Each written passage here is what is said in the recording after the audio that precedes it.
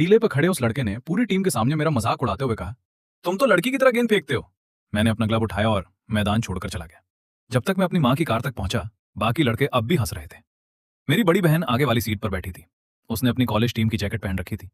उसने बस एक नजर मेरे चेहरे और मेरे हाथ में पकड़े ग्लव पर डाली और कहा, तुम हार नहीं मान रहे, बैठो गाड़ी में, हम पिछवाड़े चलते हैं। मेरी बहन अपने कॉलेज की टीम के लिए पिचिंग करती थी। उसकी फास्ट बॉल इतनी तेज थी कि उसे देखने के लिए स्काउट्स 3-3 घंटे का सफर तय करके आते थे।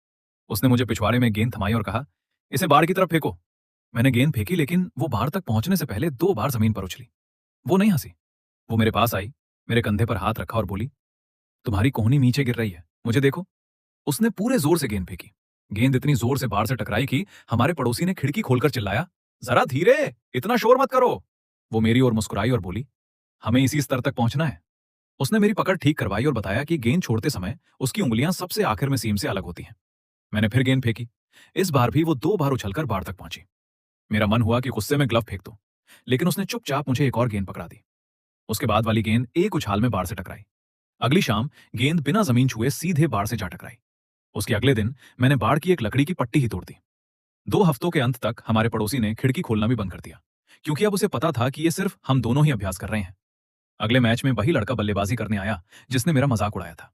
इस बार पिचिंग मैं कर रहा था। वो हमेशा की तरह मुझे देखकर मुस्कुराया। मैंने गेंद ठीक वैसे ही पकड़ी जैसे मेरी बहन ने सिखाया था, उंगलियां सीम के ऊपर ऊंची रखकर। मैंने पहली गेंद फेंकी।